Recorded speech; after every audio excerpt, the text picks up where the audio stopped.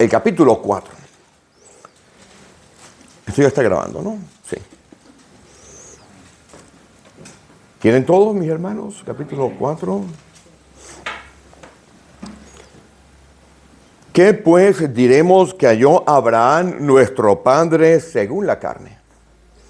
Porque si Abraham fue justificado por las obras, tiene de qué gloriarse, pero no para con Dios.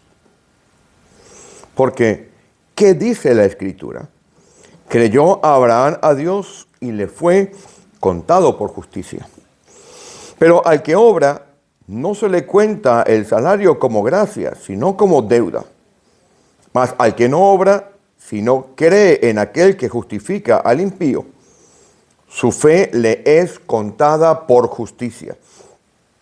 Como también David habla de la bienaventuranza del hombre a quien Dios atribuye justicia sin obras, diciendo, bienaventurados aquellos cuyas iniquidades son perdonadas y cuyos pecados son cubiertos.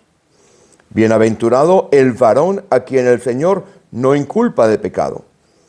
¿Es pues esta bienaventuranza solamente para los de la circuncisión o también para los de la incircuncisión?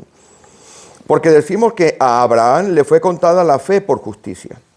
¿Cómo pues le fue contada? ¿Estando en la circuncisión o en la incircuncisión? No en la circuncisión, sino en la incircuncisión.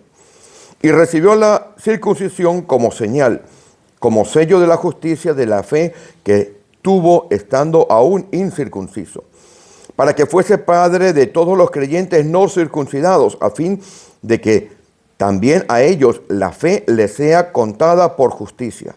Y padre de la circuncisión, para los que no solamente son de la circuncisión, sino que también siguen las pisadas de la fe que tuvo nuestro padre Abraham antes de ser circuncidado.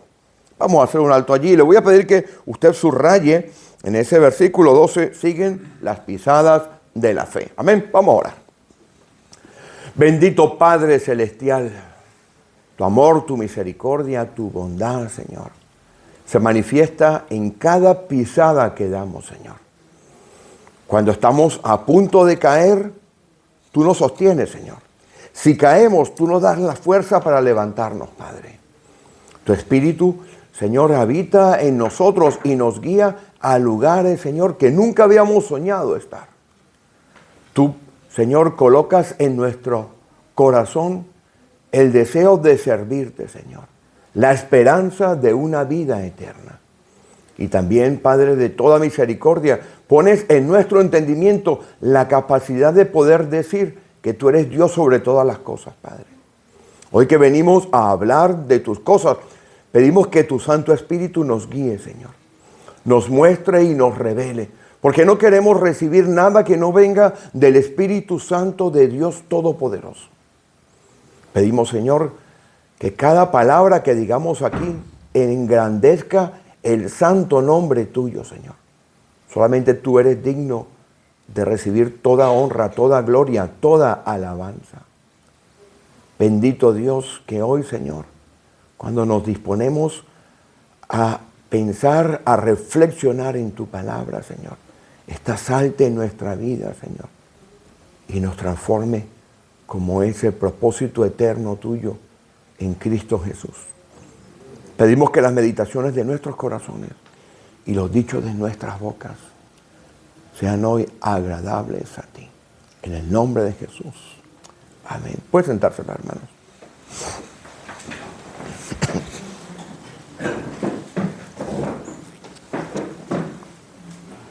Cuando era más joven de lo que soy ahora, y tenía que ir a presentarme en el instituto, en el colegio o en la universidad, uno de los momentos que sentíamos mayor ansiedad, y quizás alguno de ustedes lo ha experimentado, es cuando entraba el profesor y decía, guarden todo lo que está encima de la mesa. Usted no se lo esperaba. Y entonces usted miraba a ver quién era el que estaba más cercano de usted, a ver si se podía copiar. Habían algunos que ya venían preparados, esos eran unos magos, tenían, No sé si aquí en España le dicen chuleta. Sí, sí. Chuleta, pero no de cordero, ¿eh? No, tenían la chuleta aquí, ya los borradores estaban, eso no eran borradores, eso tenía la tapita de goma arriba y abajo y en el centro era un diccionario. Ahí estaba toda la clase. Esos ponían, pero cuando el profesor decía, quiten todo, había que sacar una hoja y había que hacer, no sé cómo le llaman en España, pero en los Estados Unidos y en Venezuela le llaman quiz, los quiz. Y la ventaja que tienen los quiz, a mi leal saber y entender, es que los quiz te permiten evaluar algunas cosas donde estás fallando. Y el profesor sabía dónde fallabas. Pues hoy vamos a ver la vida de un hombre que se llama Abraham. Este capítulo 4 es la vida de un hombre que tuvo que ser sometido a muchos quizzes. Al igual que usted y que yo. Esos quizzes, a los efectos de esta predicación, le vamos a llamar con un nombre especial, crisis. Yo recuerdo que tenía un profesor extraordinario, esos profesores que te marcan, ¿no? El resto tú te olvidas de ellos y quieres olvidarte, pero hay uno en específico, o dos o tres, a lo largo de tu vida, que los recuerdas. También hay casos cuando la gente es, o era como era yo, un trasto. Los profesores, ¡ay! El hijo de Carmen, no. Ese no. Ese mándenlo para otro colegio. Pero hay casos de profesores que te marcan. Y había uno en especial que nos enseñaba algunas cosas que tienen que ver con los exámenes. Y eso es lo que quiero hablar hoy. Abraham era un hombre que nosotros tenemos que profundizar en la vida de él. Tengo que hacer una versión muy rápida de lo que es la historia de Abraham. Mire, Abraham era un hombre que en realidad existió. Es probable que muchos de nosotros en algún momento de nuestra vida cristiana se nos llegue o se nos informe o se nos diga que el Antiguo Testamento tiene una gran parte de fábulas. Y sabemos que no es así. Creemos, y en esta iglesia se predica, que la Biblia es libre de error en sus escritos originales. Un paréntesis muy breve aquí. La Biblia tiene, los escritos tienen algunas veces errores porque en vez de poner Juan, por ejemplo, le falta la U. Eso lo califican algunos como errores. O le falta en el hebreo esa apóstrofe, los cantilones le llaman a eso, ¿no? Y eso se consideran como variantes textuales, pero la Biblia en su idioma original y lo que nos ha llegado a nosotros después de tantas revisiones es la palabra de Dios inspirada en aquellos santos hombres. Por ende, la Biblia completa, desde Génesis hasta Apocalipsis, es cierta, es verdadera, es inspirada por Dios, no hay fábula, está libre de error en sus idiomas originales, es apta para enseñar, para redarguir, para llevar a que todo hombre y toda mujer de Dios sea una persona que crezca en el conocimiento de la palabra. Eso es fundamental. Y este hombre, Abraham, cuya historicidad ha sido disputada en muchas oportunidades, es un hombre cuyas evidencias externas califican como una figura histórica. Este hombre nace alrededor del año, bueno, depende, porque hay dos fuentes teológicas, vamos a llamarlo así, y he tenido que recordar algunas cosas porque ayer tuve una brevísima charla con un hermano que me hizo un poco como recordar algunas cosas. Mire, hay dos fuentes en la escritura del Antiguo Testamento que dan un contexto histórico de la figura de Abraham. Una se llama el Talmud babilónico y otra es el Talmud de Jerusalén. Estos son escritos de los sabios y de los rabinos de judíos que recogen tradición oral y que van dando figura a algún personaje. Y algunos de estas fuentes dicen que nació en el mes de Nisán. El mes de Nisán es el primer mes del año judío que cae entre abril y mayo, más o menos.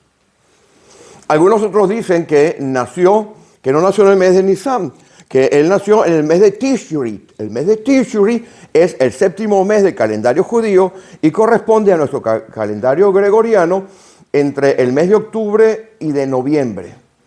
Es el primer mes de las fiestas de otoño, de la última parte de la fiesta. Pero independientemente de cuándo haya nacido, si nació en el mes de marzo o de abril, o en octubre o noviembre, o si Dios lo llevó a nacer en el mejor mes del año, que es septiembre, mes de nacimiento de este pastor. Y los que no hayan nacido en septiembre, bueno, ya tendrán que preguntarle a Dios por qué no les ha dado esa bendición. Independientemente, históricamente, este hombre está probado que nace más o menos 2000 años antes del nacimiento de nuestro Señor Jesucristo. Y este hombre, vamos a darle un poco de contexto histórico para poder entender por qué Pablo en Romanos capítulo 4 habla de esta figura monumental y cómo nosotros podemos aprender mucho de él. Entonces nace alrededor del año 2000. ¿Dónde nace? Nace en una ciudad que se llama, o una región, más que una región, que se llama Ur de los Caldeos. Si fuésemos a hilar fino las evidencias arqueológicas y las evidencias que son talmúdicas, ojo con esto. Eso es lo que dicen los escritos judíos. Le sitúan en el nacimiento de una ciudad que se llama Cuta. ¿Has escuchado alguna vez de esa ciudad? Vamos a verla. Vayan conmigo a Primera de Reyes. Vamos a buscarla rapidito. Aquí. A ver. Bueno, la puse aquí. Segunda de Reyes, perdón. Capítulo 17. Año 2000. El hombre Abraham no es judío. Abraham no es judío. Abraham es hebreo. Semita porque viene de la línea de Sem. Sem es uno de los hijos de Noé.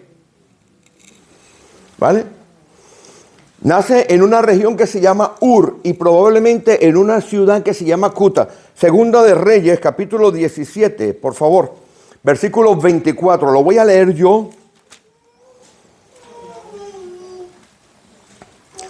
Lo voy a leer yo para que quede grabado aquí.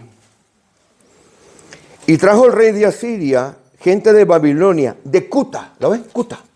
No es Cúcuta. Porque algunos dirán, no, es que este es santanderiano. No. No es bumangués. No. Cúcuta es Cúcuta. Esto es Cuta.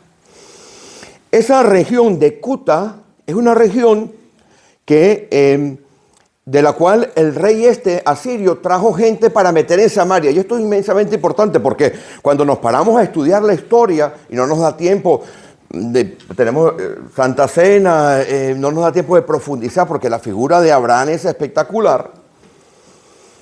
Esta región de Cuta tenía un dios muy, muy, muy peligroso que se llamaba Naguer. Tiene diferentes nombres. Vaya conmigo allí mismo al 24, al mismo capítulo, pero en el versículo 30. Nergal, Negret, tiene diferentes nombres. Mira el rey. ¿Lo ves? Ese es Dios, era un Dios rey. ¿Lo ves? Dice, los de Babilonia hicieron a Sucot Benot. Esos son altares que van construyendo dioses. Los de Cuta hicieron a Nergal. Y los de Amat hicieron a Asima. Vamos a situarnos en esto. Este hombre nace sin conocer a Dios. No conoce a Dios. Abraham. Cualquier parecido con la realidad de nosotros posiblemente no sea coincidencia. Nace en un ambiente absolutamente pagano. Actualmente eso es Irak, la región de Ur de los Caldeos. Es una región que la mayor parte de las ciudades fueron fundadas por un señor que era uno de los primeros malos profesionales que aparecen en la escritura. Se llama Nimrod. ¿Han escuchado hablar de Nimrod? El de la torre de Babel. Nimrod fue el fundador de la ciudad de Nínive. Jonás, vaya allá a Nínive y diles algo muy sencillito. Arrepiéntase porque si no me los voy a cargar. Eso es toda la predicación de Jonás. Nimrod, cuya traducción es el valiente que se opone a Dios. Ese es el nombre completo de Nimrod. El rebelde que se opone a Dios. Fue el fundador del imperio asirio y el imperio babilónico y fundó otras muchas ciudades. De toda esa región que estaba allí fue el que hizo también la Torre de Babel, que era algo muy peligroso porque dijeron, vamos a crearnos algo que nos dé nombre. Querían buscar fama. Nimrod es bisnieto de Noé. El diluvio acababa de pasar. La maldad seguía estando allí. Y poquito tiempo después, cuando empiezan a construir, Dios mira para abajo y dice, uy, esta gente tiene un proyecto. Ojo, cuando usted tiene un proyecto común, una sola lengua, y se divide el trabajo, usted puede hacer grandes cosas. Y Dios mira para abajo. A esto lo tengo que frenar, porque tenían tecnología. Pensamos que aquella gente no tenía tecnología, pero tenían tecnología, porque si usted lee bien en Génesis, en el capítulo 10 y 11 de Génesis, verá que tenían herramientas, porque habían cambiado, en vez de hacer la torre con piedra, la estaban haciendo con ladrillo cocido. Y en vez de usar mezcla, que era barro, estaban usando asfalto. Porque tendemos a pensar que aquella gente de la época de Abraham no tenía conocimiento, tenían un intelecto casi como el nuestro. Lo que no tenían era toda la tecnología que se ha venido desarrollando con el tiempo. Nimrod mete la maldad en esa región y en esa región nace como idólatra, como pagano. Josué 24:2. Como pagano nace Abraham. Vamos a Josué 24:2. Vayan subrayando esto porque hemos visto identidades, hemos visto situaciones de lo anterior, porque estamos construyendo uno de los grandes mensajes que están en Romanos, esa epístola espectacular. Josué 24:2. Observe el plural que está allí. ¿Lo tienen? Lo tengo que leer para que quede grabado. Dice, ¿lo tiene? Vale. Y Josué dijo a todo el pueblo, así dice Jehová Dios de Israel, vuestros padres habitaron antiguamente al otro lado del río, esto es Taré. Taré es el padre de este hombre, de Abraham. Oído, atención, pilas, mosca, subraye, para que veamos quién era Abraham. Escuche. Padre de Abraham y de Nacor, y servían. Ese servían es plural. Taré, Abraham y Nacor servían a otros dioses y probablemente Nergal era el dios predominante en esa región, el dios del inframundo, el dios de los infiernos, el dios del hambre, el dios de la guerra, el dios del miedo. Y en esa región nace y vive 75 años este hombre llamado Abraham, tiempo suficiente para impregnarse de la cultura. Vamos construyendo la figura de Abraham, ¿no? Pagano, idólatra, no conocía a Dios, no era judío y tenía una crisis.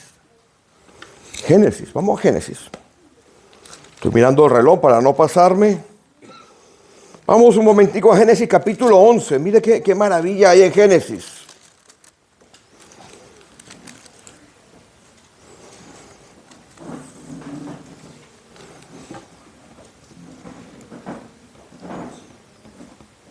Capítulo 11 de Génesis, ¿lo tienen? Miren la crisis que tenía un pagano de unos, calcule usted, 70 años en aquella fecha. Ojo con la fecha, con las edades, porque también se lo pueden topar.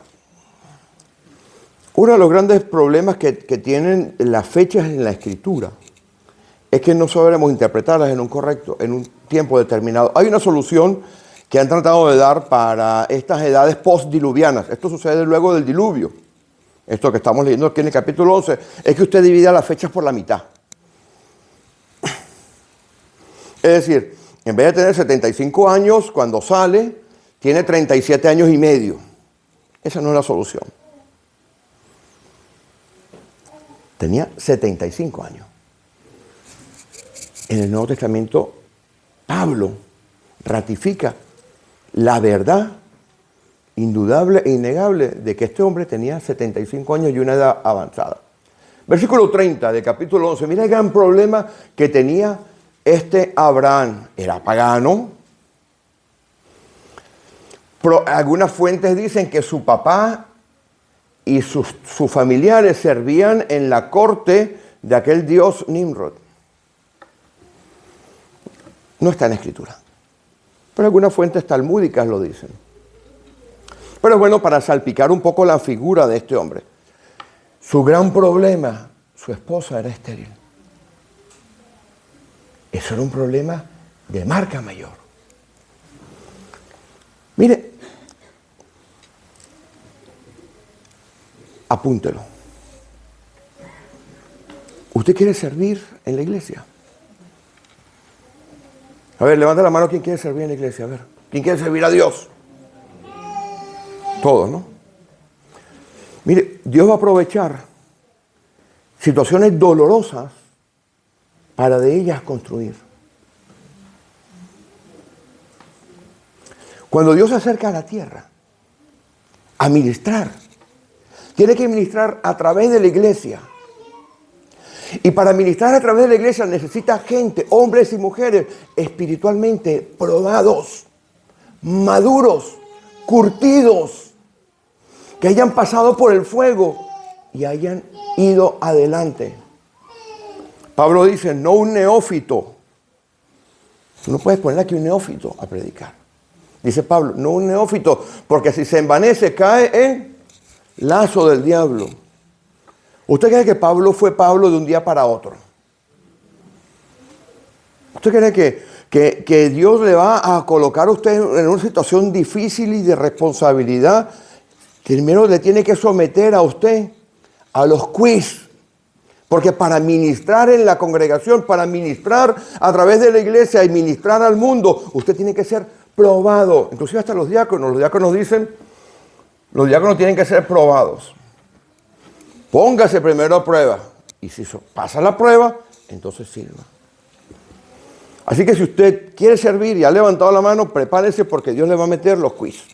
Guarde todo lo que tenga, le va a decir Dios en algún momento. Y aprovechándose de su debilidad, de aquella cosa en la cual usted tiene una gran necesidad, por ahí se va a meter Dios y va a empezar a construirlo a usted como construyó a Abraham. Entonces en el versículo 30 del capítulo 11 nos va diciendo cuál es el clic del gran problema que tenía Abraham. No se sentía bendecido. Mas Sarai era estéril y no tenía hijo. Qué gran problema para un hombre como Abraham. Qué gran problema para un hombre en la antigüedad no tener hijos. El Salmo lo dice, ¿no? Bienaventurado el varón que llenó su casa de muchachos. Para la gente de la antigüedad esto era una maldición. Pero es que no solamente pasó allí, porque Dios, fíjese qué interesante, el hijo de él, de Abraham, ¿cómo se llamaba? ¿Su esposa? No. La esposa, vamos de nuevo. El hijo de Abraham. ¿Y la esposa? La esposa de... No olvídese la esposa de Abraham por un segundo. Vamos a sacarla de la escena. La esposa de Isaac. ¿Tenía hijo? También era estéril. ¿Y el hijo de Isaac? ¿Cómo se llamaba? Tenía dos hijas, dos esposas, ¿no? Sí. Una se llamaba Lea y la otra. Raquel tenía hijos. No. Era estéril también. ¿Se da cuenta cómo Dios?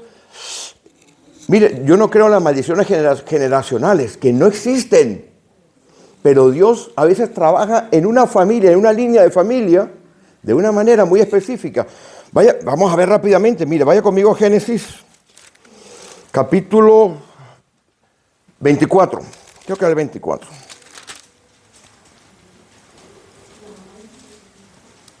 A ver si lo tengo yo aquí apuntado. Génesis 25. Rebeca, esposa de Isaac. Génesis 25, 21.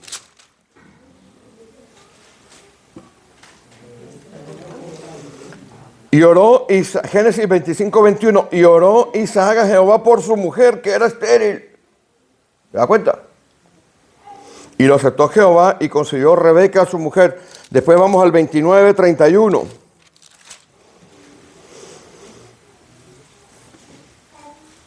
Y vio Jehová que Lea era menospreciada y le dio hijos, pero Raquel era estéril. Dios empieza a glorificar de una manera.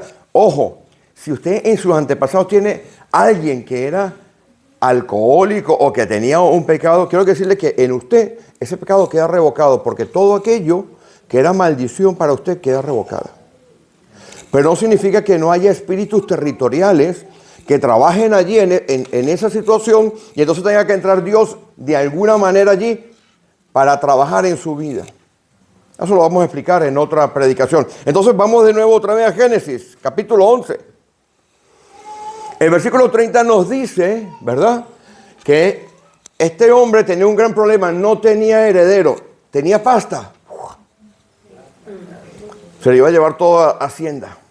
No, Hacienda no iba en aquella fecha. Bueno, si usted puede buscar uno de estos contables y economistas que tenemos en la congregación para que le arreglen los impuestos. Entonces Dios se le aparece, ahora vamos al capítulo 12, se le aparece a Abraham. Vamos al capítulo 12. Pero Jehová había dicho a Abraham, vete, versículo 1, vete de tu tierra y de tu parentela y de la casa de tu padre a la tierra que te mostraré. Recuerden que este hombre es pagano, no conoce a Dios, sirve a un Dios llamado Nergal. Toda su región es pagana, está ese Dios allí dominando. Dios del inframundo, Dios de la muerte, Dios del miedo, Dios de la guerra. Y de repente se le aparece Dios y el tipo tiene un problema. El problema es que no tiene hijo. Y Dios lo llama y él sale obedientemente, pero se lleva a alguien que no estaba en la invitación, a Lot. Suele ocurrir. Nosotros queremos arreglar nuestros problemas. No, me voy a llevar a Lot para que sea mi heredero. ¿Me va siguiendo? Es el padre de la fe, pero Dios tuvo que trabajar con él a través de quiz, a través de crisis, para que viniera a ser, como dice por allá Santiago capítulo 2, versículo 23, amigo de Dios. Ay, no, pastor, yo ya tengo 2 meses en la congregación, yo ya quiero predicar.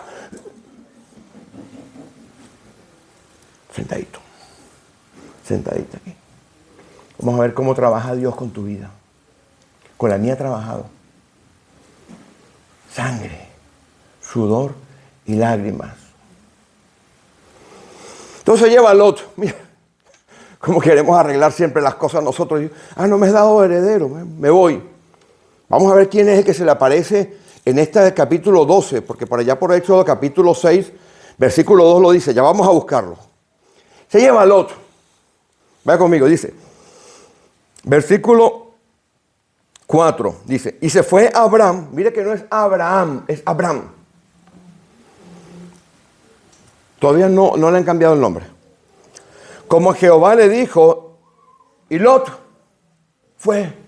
A ver, ¿dónde está aquí tú? Esto es un colado. Esto es como cuando, yo me acuerdo que yo iba a algún lugar y me invitaban a comer, ¡bum! Tenía un amigo de esos que siempre se pegan al lado. ¿Y este quién es? El acólito, el invitado, el coleado. Ahí está Lot, el coleado. ¿Pero lo invitó quién? Abraham, como hacemos nosotros, tratamos de solucionar, tengo problemas. Bueno, lo voy a solucionar. Pero fíjese, vaya conmigo a Éxodo capítulo 6, versículo 2, y mire el nombre. Versículo 3. Mire, este que llama a Abraham, ¿cómo se le revela? ¿Cuál es el nombre? ¿Lo tienen? Lo tengo que leer para que quede allí por eso. Mire, dice, y aparecía Abraham, versículo 3 de capítulo 6 de Éxodo, aparecía Abraham a Isaac y a Jacob como Dios omnipotente, el Shaddai. ¿Lo ven? El Shaddai, el Shaddai. ¿Se acuerdan? Aquella canción. Es decir, este hombre con una crisis trata de arreglar las cosas de Dios, pagano, no conoce a Dios, y Dios se le tiene que mostrar de una manera en la cual él tiene que entender. Oye, Abraham, yo soy más poderoso, más potente que esos dioses que tienes tú aquí. Aparecía él como Dios omnipotente. Pero dice más adelante, pero en mi nombre no me le revelé. ¿Me van siguiendo? Vamos construyendo la psicología, en la personalidad, el carácter, la historia, el pensamiento. Vamos a meternos dentro de lo que es Abraham. Abraham sale, se lleva al heredero, problema solucionado. Tenía una crisis, pero falló.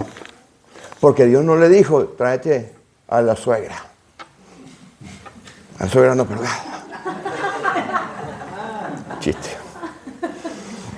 No te traigas a Lot, tú solito, con tu mujer. Pero Dios entonces empieza a trabajar en Lot. Siga conmigo.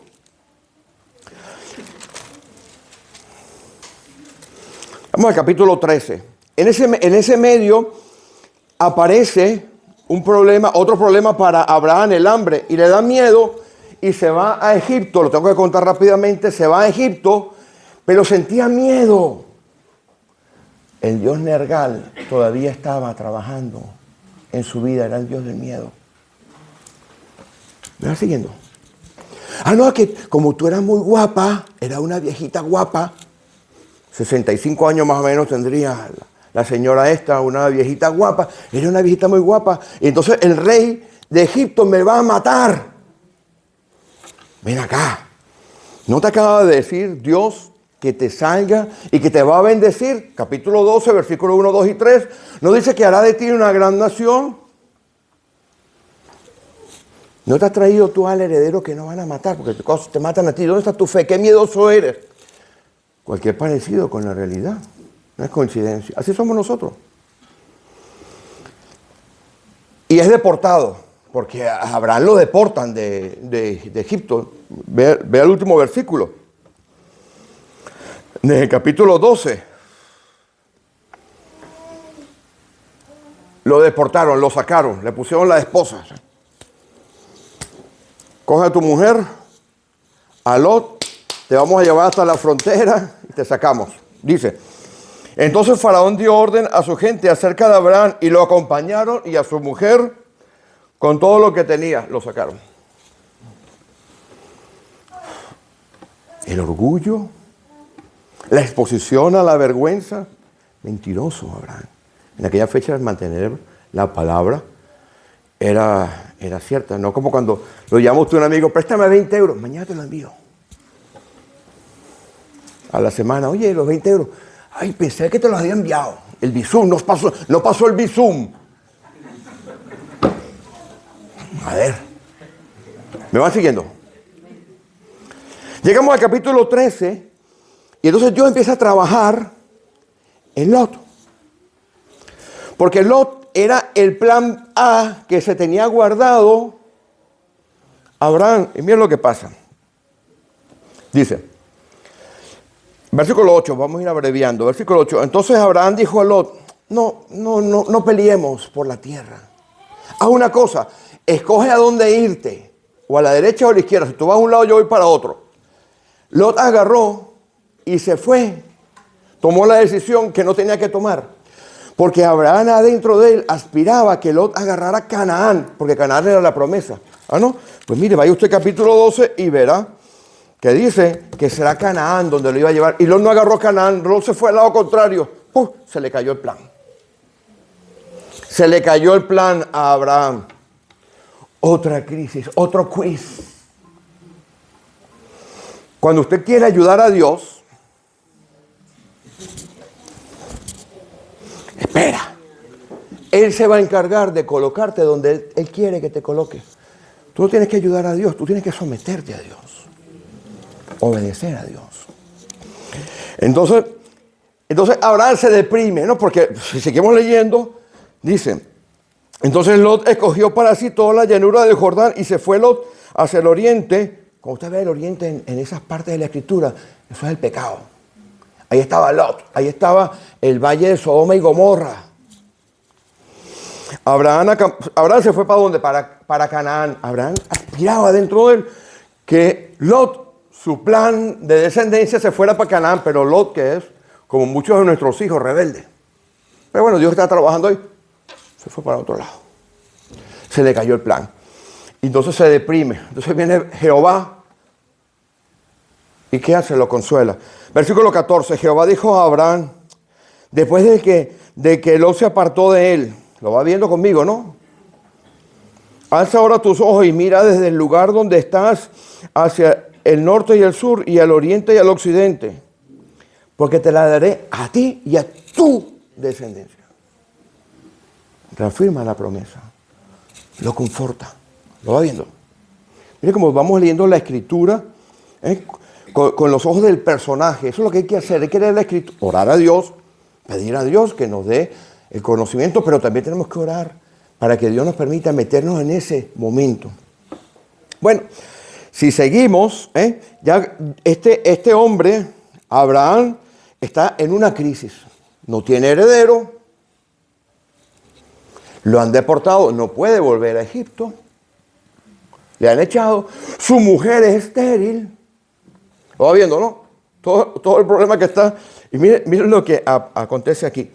Dios ahora tiene que revelarse a él de otra manera. Viene la guerra, que es la del capítulo 14, y cuando volví a versículo 17 del capítulo 14. Pero espero no aburrirlos, porque tenemos que pasar por aquí para que veamos cómo Dios trabaja en la vida de Abraham y cómo va a trabajar en la nuestra. Cuando volvía de la derrota de Kedorlaomer, aparece Melquisedec de la nada. ¿Lo ves, no? Era sacerdote de Dios, ¿quién? Altísimo, el Elyon. Oh, espera. ¿Esto qué es? Yo me revelé, le dice el Señor a Moisés, a Abraham, a Isaac y a Jacob, como un Dios que ellos podían entender. El Shaddai, el Dios de las alturas, el Dios omnipotente, el Dios del monte, el Dios de lo que estaba allá arriba, el que estaba por encima de todos los dioses. Pero ahora, aquí, Dios se revela de otra manera. El Elyon, ¿sabes lo que es el Elyon? Que se traduce aquí como el Dios Altísimo. Es el Dios soberano. Este es el Dios que decreta. Este es el Dios del cual se desprenden todas las leyes. El Dios es, tú sabes lo que es la soberanía, ¿no? La soberanía de un país, por ejemplo, es que el presidente del país emite un decreto y eso se cumple.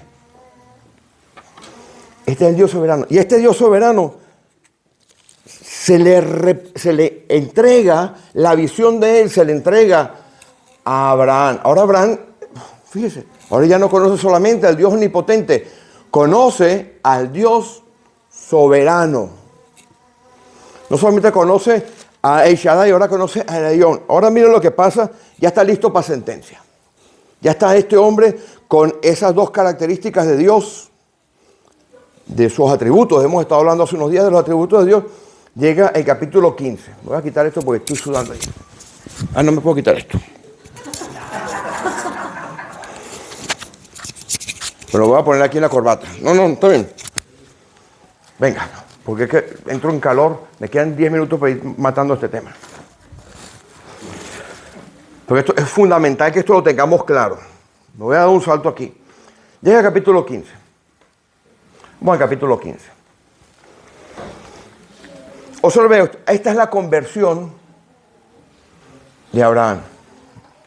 Usted puede venir a la iglesia y usted puede estar convencido, pero puede que no esté convertido. Esta es la conversión. Esta es la conversión. Desde el versículo 1 hasta el versículo 6 está la conversión, la regeneración, el momento en el cual Abraham pasa a ser una persona que está convencida porque ve un Dios que hace milagros cuando se convierte. Vaya conmigo. Está en una visión. La palabra aquí, visión, mahase, es única. La voy a explicar con un ejemplo. Una vez estábamos durmiendo mi esposa y yo, con la luz apagada. Acabamos de apagar la luz, entonces estamos así, esos minutos, ya lo verá ahora, me dirá. Esos minutos que uno termina de conversar y el hombre, la señora, que siguen aceleradas, porque estas no paran. Uno está ahí tirado, que te queda dormido. Y uno orando a Dios, Señor, manda espíritu de mudez. Y cuando está hablando ella, explota la luz. Estábamos recién mudados a una casa y habíamos puesto, yo de electricidad no sé, cuidado. Habíamos puesto el cable y la bombilla, la lámpara. Y explotó, ¡plum! Pareció un flash. ¡Fua! No sabemos qué pasó ahí. Eso fue lo que le pasó a este. Estaba en visión y vino ¡fua! El flash. Mahase, el flash de Dios. Y miren lo que contiene ese flash. Me va viendo, ¿no? Dios es luz, ¿verdad? Él habita en la luz. No hay sombras en él. Entonces está este hombre, después de que porque está hundido, está en crisis. No había podido recuperar a Lot. Lot se fue, el plan se le cayó, la mujer sigue estéril. Y Dios le promete, eso sí que es un decreto en toda regla, soberano, vas a tener un hijo. Vaya conmigo. Después de estas cosas, vino la palabra de Jehová a Abraham en visión, diciendo, primera vez que aparece la palabra visión en todo el Antiguo Testamento y primera vez que aparece, no temas, es que era un miedoso. El Dios Nergal era el Dios del miedo. Era un miedoso. Primera vez que aparece, no temas, yo te voy a proteger, yo soy tu escudo. ¿Lo ves? Entonces, pasa algo en Abraham, y mire cómo responde, Adonai. Ya cambió. ¿Sabe lo que significa Adonai? Mi gran Señor. ¿Se da cuenta? ¿Se da cuenta de la conversión? La conversión de este viene aquí. Entonces vamos al versículo 6, dice, y creyó a Jehová y le fue contado por justicia. Usted no puede creer si no viene el Espíritu Santo de Dios a convencerlo en su vida. Usted puede convencerse, venir aquí, saltar, hasta ofrendar. Pero cuando llega la hora de la chiquita, dentro de usted, está pensando que hay que escapar. Hace como Jonás. Jonás, cuando le dijeron, oye, tienes que irte allí, Jonás, ¿qué fue lo que hizo? Poquito a poco. Fue cambiando de lugar. Me voy para mi casita, voy a vender mis bártulos, voy a vender mis cositas, voy a comprarme un billete de avión y me voy a ir lo más lejos posible. Pero cuando viene la palabra de Dios a su vida, usted empieza a cambiar. Ahora ya está listo para la última prueba. Vamos a ver la última prueba y con esto sí vamos terminando. Me hubiera gustado predicar con mayor profundidad. La última prueba la vemos en el versículo 22. Cuando usted tiene una prueba grande, fuerte, la que ya le va a llevar a usted a que usted ejerza su ministerio con plenitud o a que usted vaya a la plenitud de lo que Dios ha provisto para usted. Recuérdese de los quiz. Recuérdese cómo Dios ha sido fiel en los quiz. Cómo se ha revelado en su vida en cada uno de los quiz. ¿Saben los quiz, no? Lo que hemos hablado. Vamos al capítulo 22.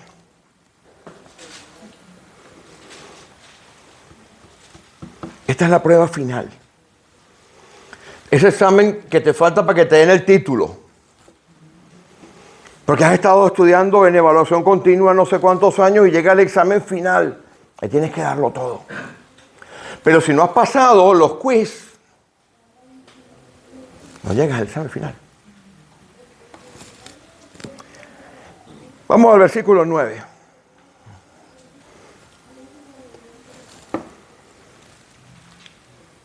Ya sabemos que Abraham intentó otra vez arreglar junto con Sara el tema del heredero. El problema de él era el heredero. El gran problema de Abraham era el heredero. ¿Quién me va a heredar? Aparece Ismael, ¿verdad? Pero como la promesa de Dios no puede habitar con la carne, el espíritu no puede habitar con la carne. Hay que sacar del medio a la carne, al hijo de la carne. Eso lo dice por allá por Gálatas, creo. Y entonces viene Dios y le da al muchacho cuando éste estaba sequito. Porque tenía 99 años. Estaba viejito. Estaba con tacataca. Abraham con tacataca. Y Sara no se quedaba atrás. Y viene la promesa de Dios, se cumple. Dios llega a las 11:59 cuando Él quiere, de la manera que Él quiere. No cuando usted quiere. Cuando sirve a los propósitos de formarle a usted para lo que Él quiere que usted haga. Cuando usted ha pasado todas las quiz. Y aparece el muchachito. Y Dios le dice, vamos a cargarnos a tu hijo. ¿Esto qué es? Estoy desde antes de los 75 años esperando el hijo. Me he comido deportaciones, me he comido que me quitaras al otro. Todo. Y ahora a este te lo vas a cargar. ¿Usted se imagina lo que estaba sintiendo aquel hombre? Yo creo que usted piense por un momento cuál es su Isaac. Versículo 9. Cuando llegaron al lugar capítulo 22 de Génesis, y cuando llegaron al lugar que Dios le había dicho, edificó allí Abraham un altar. Él había edificado 3 altares, este es el tercero. Compuso una leña, ató a Isaac su hijo.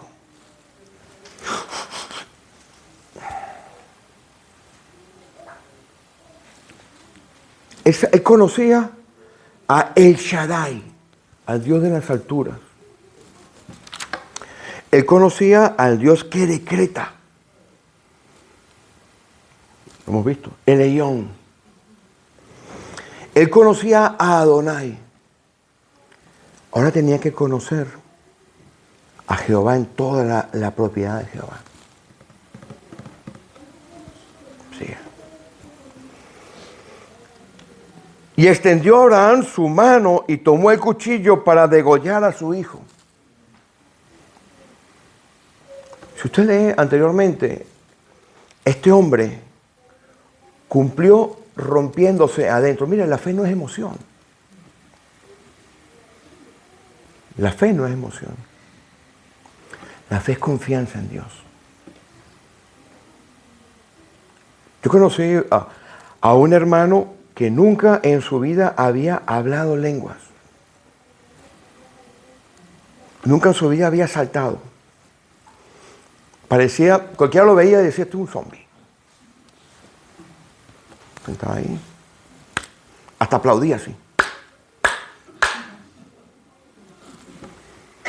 Ese hombre estaba lleno del Espíritu de Dios, confiaba en Dios, porque él en su vida había experimentado y había pasado los quiz de Dios en su vida.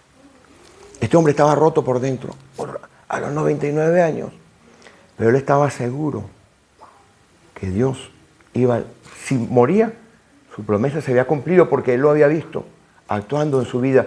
La fe suya y la mía se tiene que basar en la experiencia con Dios, en la confianza con Dios. Cuando le va a clavar el cuchillo, dice ahí el ángel de Jehová, ¿verdad? Versículo 11. ¿Sabe quién es el ángel de Jehová? Jesucristo.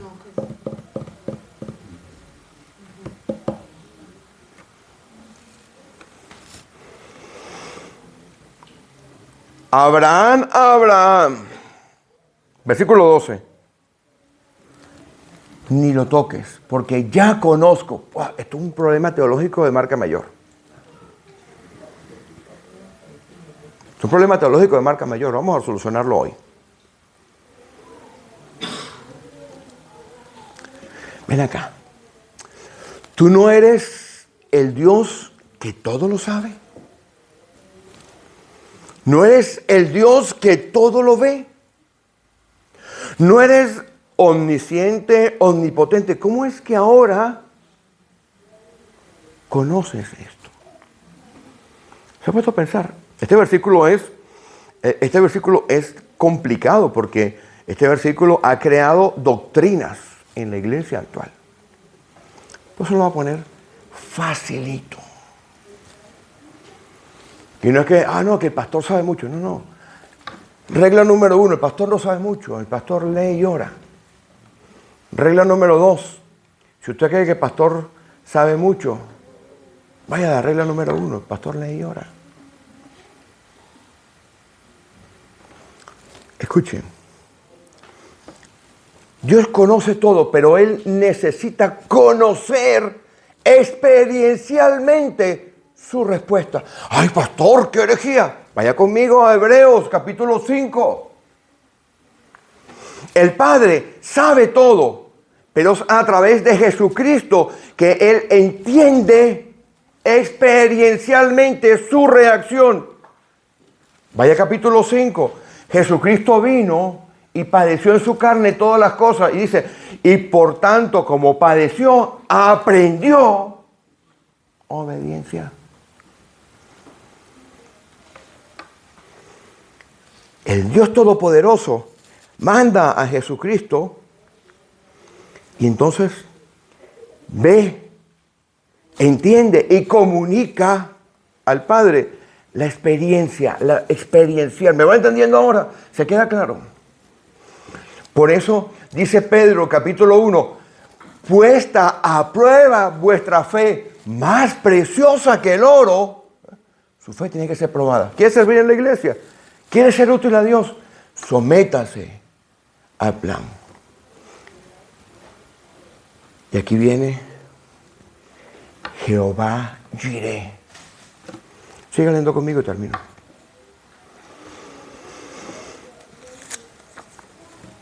Versículo 13.